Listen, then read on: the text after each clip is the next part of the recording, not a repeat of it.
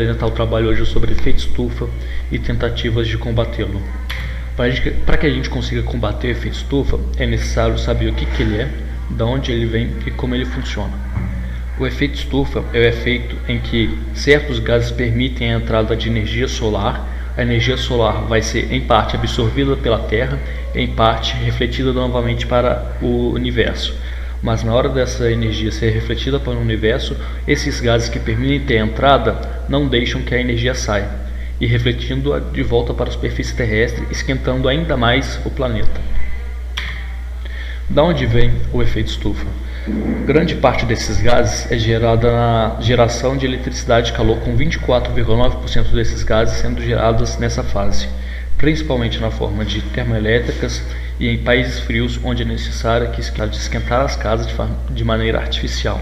Na indústria, certas reações químicas têm como subproduto esses gases de efeito estufa, que depois, sem tratamento algum, são liberados à atmosfera. Hoje em dia, para a gente se transportar, a gente usa automóveis que usam combustíveis fósseis como fonte de energia, né? E esses combustíveis fósseis são fonte de gases do efeito estufa. Também da agricultura e pecuária, com 13,8%, porque usa-se muito fertilizante e alguns desses fertilizantes são esses gases de efeito estufa. Não só isso, como na pecuária, os ruminantes, né, cabras, bois, vacas, eles produzem muito metano com seu metabolismo. Outro gás do efeito estufa é o vapor de água. E algo importante a falar dele é que alguns cientistas especulam que isso pode formar um ciclo, porque conforme o planeta vem aquecendo, né, a água vai se evaporando com mais facilidade, então acaba tendo mais vapor de água na atmosfera, o que pode criar ainda mais aquecimento e assim criar um ciclo de aquecimento global. Também tem o dióxido de carbono, que é o principal foco nas discussões, que 87% que vem de atividade humana vem de queimas de combustíveis fósseis, ou seja, termoelétricas, transportes, indústrias, e o resto vem de queimadas e outras atividades industriais. Quando a gente fala queimada, a gente quer dizer lugares em que não era para ter queimada, como a Amazônia, porque lá a vegetação não é adaptada a queimadas, ao contrário de, por exemplo, do Cerrado, onde queimadas faz parte do ciclo biológico da fauna e da flora. E outras atividades industriais também geram dióxido de carbono. O óxido de nitroso vem da produção de ácido adípico e alumínio nas indústrias, e alumínio esse que está sempre sendo mais usado, então a tendência é aumentar a produção de óxido de nitroso. Também vem do uso de fertilizantes na agricultura e na atividade bacteriana no tratamento de dejetos. 12,2% dos gases são provenientes de mudanças no solo. O que são essas mudanças? Bom, quando você tem uma área de vegetação nativa e você desmata ela para alguma atividade humana, seja agricultura, pecuária ou criação de cidades, indústrias, você sempre vai surtir algum efeito negativo na natureza, seja na forma de prejudicar a flora e a fauna local, na forma de destruir o solo nativo ou na forma de emissão de gases para a atmosfera. E essa emissão que a gente vai focar aqui. O que eu citei até agora foram os principais, mas vale ressaltar que tem outros, como outros combustíveis, processos industriais, lixo e emissões de gases provenientes de equipamento de pressão. Vale citar que esse último são os que liberam os CFCs, gases esses que são os que formam buracos na camada de ozônio, que causam diversos prejuízos tanto para animais, para plantas e para humanos. Então é algo a ficar atento, né? Os principais gases são o metano, o vapor de água, o dióxido de carbono e o óxido nitroso. O metano, 30% dele vem de origem natural, 40% de atividades como agricultura e pecuária e outros 30% de outras formas de atividade humana. Como o objetivo desse vídeo é conscientizar sobre o efeito estufa, vale citar também que sem esse efeito não haveria vida na Terra.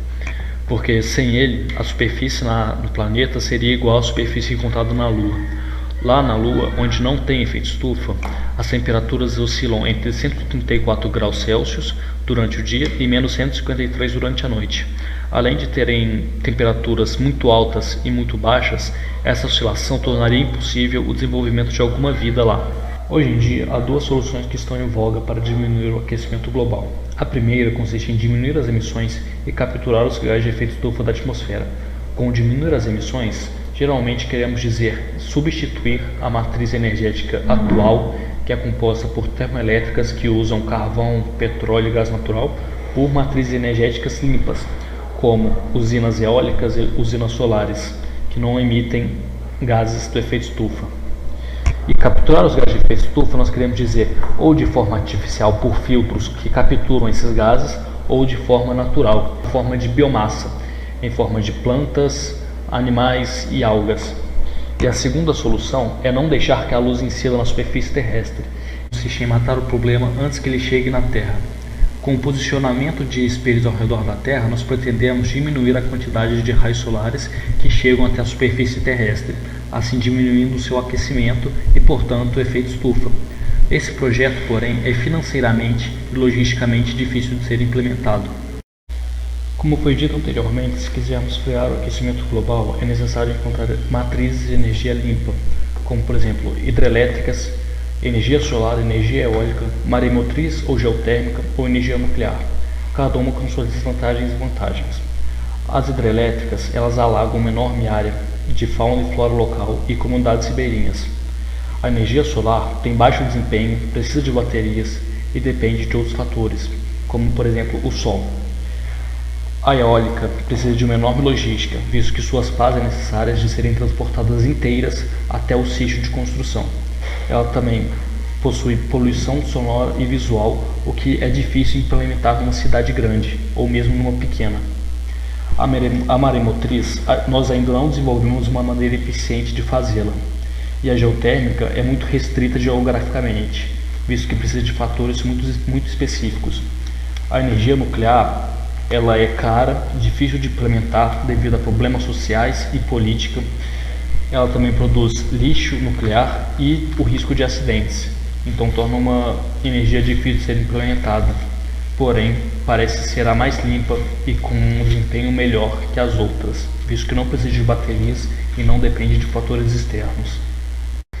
Além de implicações com a natureza, a energia limpa também tem implicações sociais, como por exemplo, não podemos forçar que o mundo todo adote energia limpa, pois os países subdesenvolvidos não têm essa condição, visto que a implementação de uma matriz limpa é mais cara do que uma matriz tradicional. Também podemos citar que a descentralização do fornecimento de energia não deixa a população na mão de grandes fornecedores, o que acaba tendo implicações políticas e econômicas.